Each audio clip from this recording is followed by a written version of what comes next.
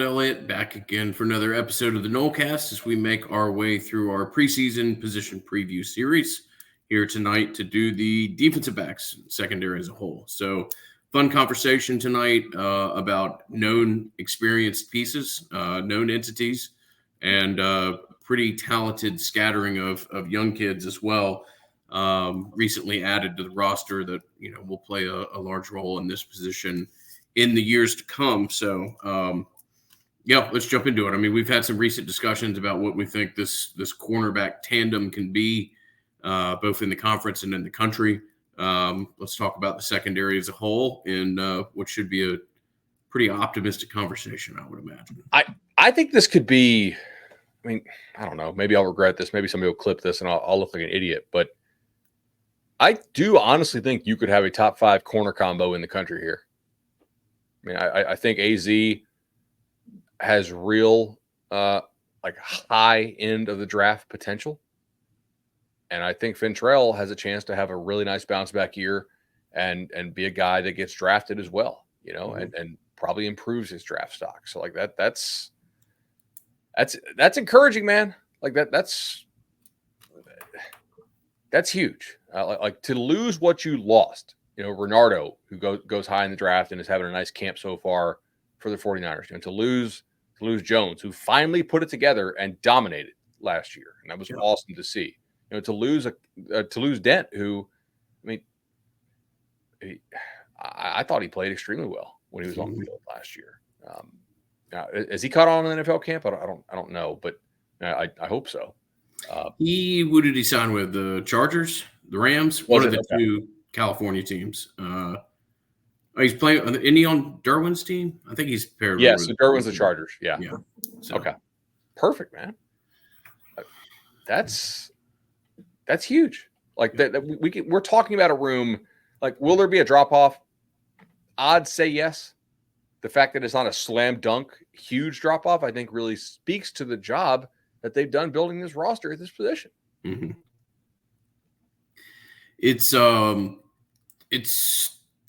It's the position group at which you've recruited the best from at high school consistently on the roster, in my opinion. Doesn't mean that you got everybody you wanted over the last 3 or 4 years, but you have some really nice pieces there. And I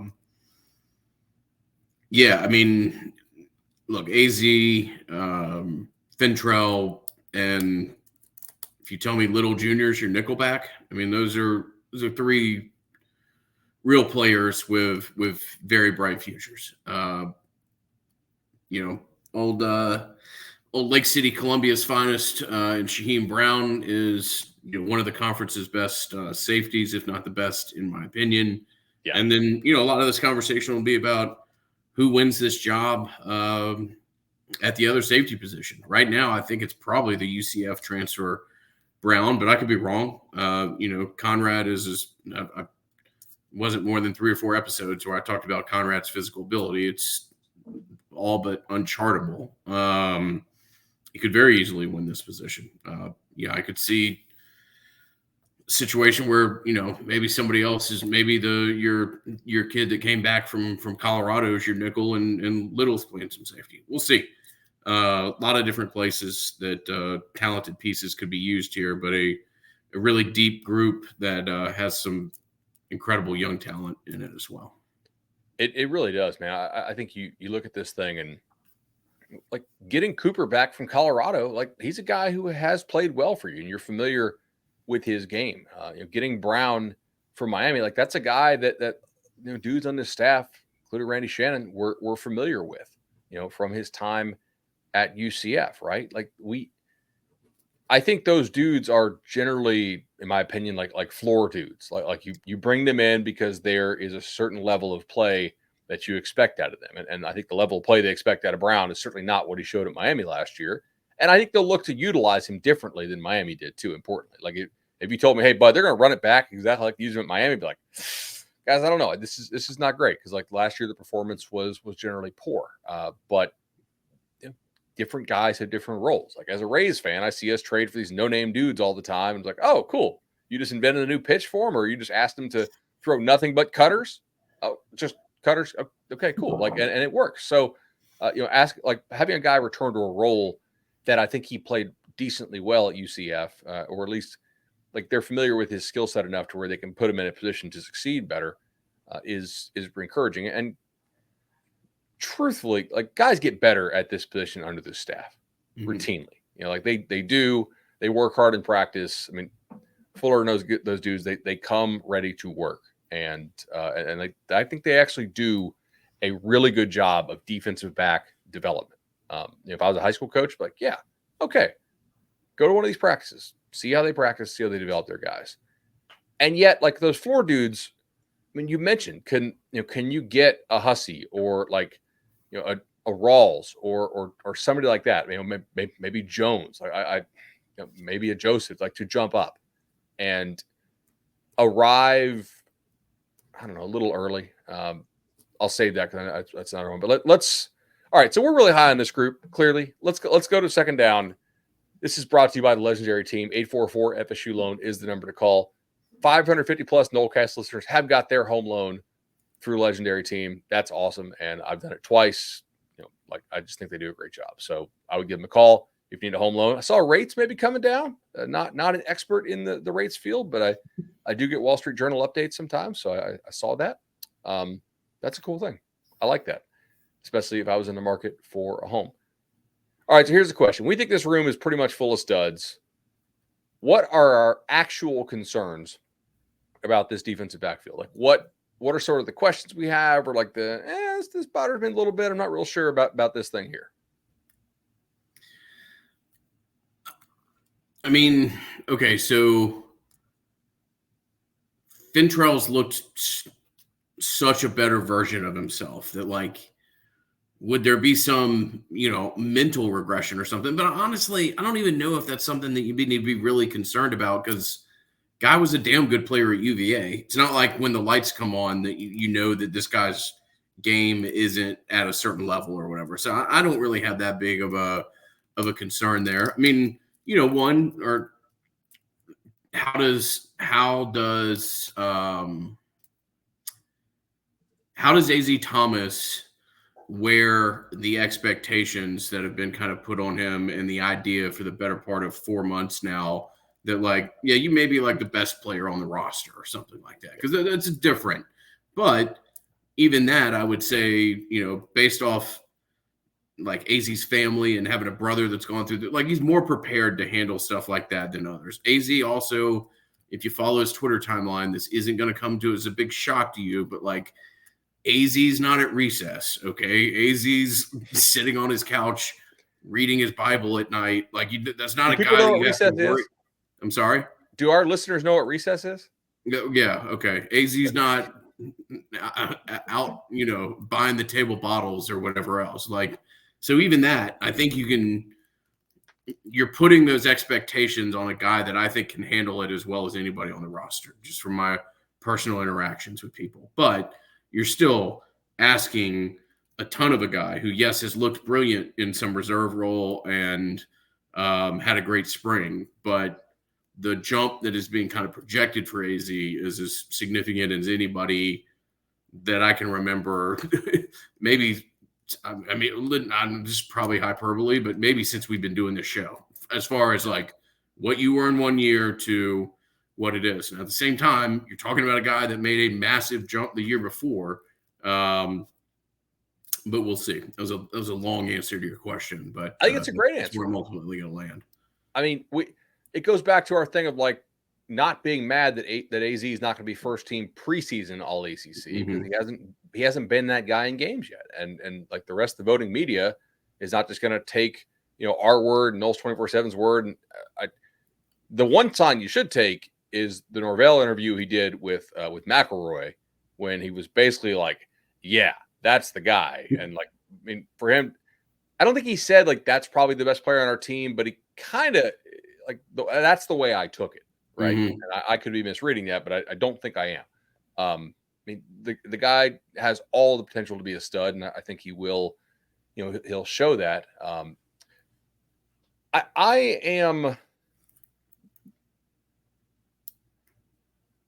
When you have so many bodies and so many options, I do have some concerns about communication and continuity, right? Hmm. Um, I'm going to interrupt you real quickly and say that yeah, I was almost going there as well because um, this group has to communicate with the linebackers as much as it does. yeah. And you're going to feel an absence of Deloach and Bethune there at that place. You just with the way the defense works and the calls that have to come from positions that didn't dictate other positions, that's not going to cease. It's going to be confusing on TV and you're not going to be able to immediately identify it. But there is some communication stuff that's not even necessarily stemming from this position, but that's a great point. So, and to that, if they keep everybody in front of them and they're not turning guys loose with communication errors and with busted coverages, I am pretty confident that they have the upper hand in almost all of the games they play, and in some of them, like a decided upper hand. Like going down the schedule. Let's save the schedule talk. There are games though that will get you in trouble if you're miscommunicating, if you're turning guys loose. And I do not think this offense projects as an offense that will play well from behind. You know, this defense has got to make opponents earn it and not give them cheapies because if this offense is in close games, okay. If this offense has the lead, I think that they should be able to run the football and threaten you with play action to kind of throw the dagger. And Mike's pretty good at throwing when he's up too, to really try to put the thing away. I do think that's something he does well as a play caller and as a game manager. But man, if you put this offense in obvious passing down situations, I like there are some teams here that can shut you out. Not shut you out, shut you down, rather, right? So not getting behind in games because you're turning guys loose from a communication and responsibility standpoint, I think is important. And I think that's why you're seeing guys like Brown and Cooper have real shots at playing time because they're certainly not among the most physically gifted players on this roster yet. But that's the challenge to some of the young guys. So let's go third down here. Brought to you by Matt Lewis and Congruity. Awesome job there by Matt's son getting through summer semester. Like that's their summer session. I mean, dude, it should be an automatic, but I don't know. Tallahassee does have a lot of distraction, and Tallahassee has claimed one or two individuals before even in any session. No, yeah. Whether you're proud that your son has made it through the landmine that is Tallahassee, or you're just looking to optimize your business, holler at our friend Matt Lewis. Been a great run recently of Nolecast listeners reaching out to him. As I'm fond of saying, I've chosen to work with Matt at many different stops that I've had along the way professionally. He's as great of an asset as you can have for a business and a fantastic Florida State Seminole as well. So congruityhr.com is the website. All right. Do you have a pick or multiple picks of young guys that you think could arrive early? There's so many guys on this roster. I'm like, so many guys. Okay, so Ricky Knights looked great in the 4 or 5 practices that he's gone through so far. We'll see what that looks like. Even last year, there were moments where Edwin Joseph, you're like, oh, wow. Like, if this clicks, this guy is – don't pay attention to the high school ranking. Like, the eval was there. We'll just see how he develops in the program because there are moments where Joseph is, like, jaw-droppingly impressive. Really good hips. Charles Lester is a guy that I think by the end of the year could be starting to push for some snaps. Not starter snaps. I'm just saying starting to get in the rotation. Charles has looked really good. And bigger too. Has built upon what he looked like in the spring. Absolutely. Yeah. Shout out to Josh Storms and the gain table for sure there because he has been consuming the calorie. Yes. Yeah. He's been on the plus side of things. Not going to happen because of injury, but I will say that the early reports on Jabari Howard was very positive, and it would have been interesting to see. That might have been my first answer to you had he not sustained the injury. So they do such a good job with this room of not star chasing. You know what I mean? Like they they chase talent, but they chase talent that fits them. Yeah. And I think that's really important to do as a football program, obviously. But like this room particularly does a nice job of that. 3 other guys that I'll just mention that are not, young as far as like freshmen or whatever. Jabril Rawls is a very, very solid player. Q Jones is like probably the best evaluation that Norvell has had or Norvell's staff has had, in my opinion, just as far as what the high school grade on him was and what other opportunities were. And Ashlyn Barker is still raw, but Ashlyn, lot of physical potential there, and is showing that potential more and more at practice. A lot of names that you could list at this group in general, but those are 3 more that I would have on my radar. I will say, as a 24/7 sports guy, I love that we were the highest grade on like a lot of these kids you just mentioned. Mm-hmm. That warms my heart. Like I grade our draft, so like yes, I will be happy to give us the 4-point there as the industry service that gave most of these dudes the highest grade. That would be encouraging. I mean, there's so many good names here, right? That like it's the only reason why you can lose what you did and be like, yeah. Do we know exactly who's going to fill in their shoes? No. But as opposed to just a bunch of bodies, like it's a bunch of like really talented guys. And the odds are that somebody will improve and take one of those spots, I think, from one of those veterans. Now, when does that happen? Let's get the 4th down. Brought to you by Charlie Park Rooftop Restaurant and, of course, Madison Social. Awesome spots that we always go. Ingram, when should you get your reservations for Charlie Park, man? Charlie Park, rooftopbar.com.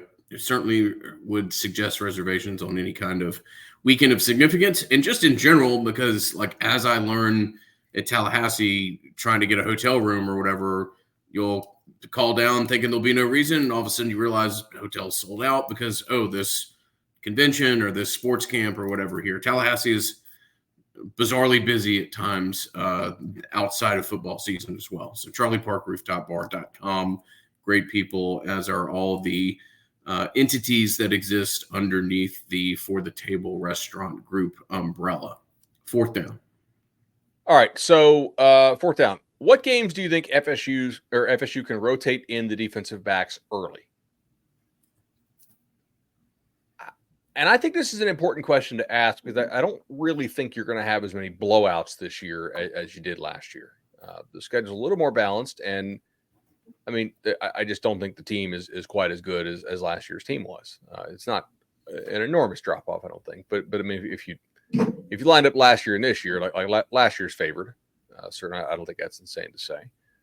Just with the known studs that you had and the 1st and 2nd round picks you had. So Georgia Tech, I would be surprised if they rotated guys in a lot, unless they find a way to really just blow Tech out. To me, that's a get over to Ireland game. Don't slip down. By the way, have you seen all these guys slip in American football games? Like, do you know why that is over there? Like are we bringing the wrong cleats as Americans? I mean, it's a different type of grass, or at least most of it. I don't know for sure, other than like just being the soccer fan that I am. I know that a lot of these stadiums have a hard time growing. So you have electronic, not that you don't in the U.S. either, but and also like seasonally, they try to give their turf as much of a break as possible. And European soccer is about to start in 3 weeks or so. So you'll be playing on, like the A-level surface over there. I'll be curious. Maybe you do need an extra, 1/8 of an inch on your stud or something like that to have a better footing. Not an expert on the subject matter by any means. Gotcha. Okay. Like Boston College is one. I actually kind of think BC's got some sneaky, decent receivers, but not guys that are likely going to threaten your top 2 corners there. And that's also a matchup in some ways for the Noles that I like. I think you have decent speed at receiver to chase down Castellanos. I don't know what Boston College is going to try to run with Castellanos. Like they hired Bill O'Brien, so they may run like traditional pro style passing offense, but I don't know that. Maybe if I'm him, I think it's important to kind of win some games in the first year. I kind of just want to run what he's good at running. But they lost two of the absolute best guards in the conference, and you have two starting defensive tackles who are very good. And I think that is a game for Josh Farmer and Daryl Jackson. Yeah, got to eat these new guards up because Boston College is not real confident in these new guards based on what I heard in the summer school interview. So if you want to shoot up those draft boards, Josh Farmer, Daryl Jackson, that is a standalone game, right, on Labor Day night, I believe. Yeah. The college ball world will be, or no, yeah, that is September 2nd. Yeah, that's that Monday night game we have. Yeah, that's a game you can make some money in, and that's a game I think you could be comfortable rotating in some young DBs early to get them some reps. Memphis has two stud receivers, by the way. Rock Taylor and Bucumsey are really, really good. But Memphis did lose 4 of their 5 offensive linemen. And again, if this D-line is what we think it is, you should probably eat them up some. That would be good. Cal did lose quite a bit at receiver. O-line is kind of okay, I think, for them. But you're going to have to play a lot of DBs because they run a wide open spread. And that'll be another opportunity for the young guys to get in. SMU runs a million miles an hour, wide open spread. So not only will they be able to get in, but they'll have to get in because you'll probably play a lot of 6 defensive backs there against SMU. Although they actually have a stud tight end. I don't know if you know this. Do you remember Russell Maryland, the D tackle that played for Miami and for Dallas? I think I remember you mentioned this to me last year. Yeah. His son is good, dude. Like RJ Maryland is a very good tight end for SMU. So be prepared to be annoyed when you play him. Clemson, obviously, running a Garrett Riley system. That's a Lincoln Riley type tree system. You'll have to play a lot of DBs there. Duke is now running the SMU system, by the way. So that's another opportunity to get a lot of young DBs in. Miami is running probably more air raid than ever with their system, and that's why they brought in Cam Ward because they kind of knew it. UNC, I don't know, but come November, we will know what they're going to run. Notre Dame, probably not a ton of like super spread stuff. But a lot of that early schedule, dude, there should be some opportunities to rotate these guys in my opinion. And I think that's going to be really important because you're going to need them down the stretch. You really will. I'm excited about this. Yeah, the Monday night game is the one that stands out to me. I mean, you come back on a short, then you have a little bit of room. And if you can get through your roster, that would certainly be a great opportunity. But yeah, this is as excited as I've been about a position group at Florida State, at least defensively, in quite a while, and a lot of depth here, and a lot of I think you've got 2 really borderline elite pieces, if not full blown elite pieces of which to build around. So no doubt, I'm excited. Like if you're really high on FSU this year, this is like one of the 3 position groups that is responsible for that helium, right? Mm-hmm. Yep. And in good news, another one directly pairs with this one. So we will look forward to that preview in the near future. Yes, indeed. Oh, by the way, kind of time stamping when we did this thing. Out of 170 first place votes, Florida State received 81. 81. Good. Conference choice. I went with FSU. Honestly, I can actually make a legitimate case for like 6. And if you really want me to lie about it, I could probably make a case for SMU, but I don't really fully believe it. But hey, I just think FSU has the best shot by the slimmest of margins. They really have to go out and earn this one. So. I thought you were going to try to tell me how good the conference was at Olympic sports, swimming in particular. It's very impressive. Yes, I did see that. That was interesting. I saw Jim Phillips found his voice, according to an article that I did not get to read yet. Probably won't actually because I'm busy. Yeah. And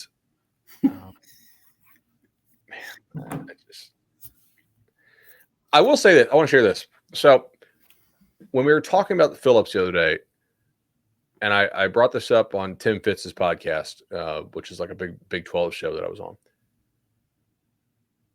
It really struck me in hindsight how Phillips kind of got checkmated by Brett Yormark. And I don't know why I didn't bring this up on Nolecast, but I didn't. So I want to share it now. Phillips, your mark's like we're the third best conference, right? And that's not true. Mm-hmm.